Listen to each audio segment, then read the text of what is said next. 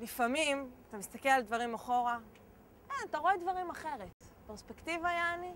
קח דוגמא את תל אביב, לפני, לא יודעת מה, 2, 3, מה זה, 2010 זה היה?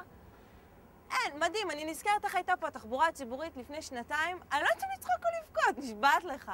חצי שעה היית צריך לחכות לאוטובוס, בהנחה נגיד שהוא יגיע, ועלית עליו רק כדי לגלות שלוקח חצי שעה לחצות את כל אבן גבירול. בגלל המכוניות, כאילו. לאוטובוסים לא היו נתיבים בלעדיים, ולא היה להם זכות קדימה ברמזורים, והנהג בעצמו לא ידע באיזה נתיב הוא צריך לנסוע. אז מה הפלא שאנשים העדיפו מכוניות? זה מזהם ולא ירוק וחנייה וזה יקר, אבל דוגרי, אני אומרת לך, גם אני הייתי מעדיפה אותו אם הייתי יכולה להרשות לעצמי. וזה 2, אם לא התוכנית הזאת של עיר, מהיר בעיר, מי יודע כמה זמן עכשיו היינו מחכים לרכבת הקלה. רכבת קלה, בטח ב-2050 אולי יעשו פה רכבת קלה. מזל שחולדאי קיבל שכל ואימץ את התוכנית הזאת שלהם.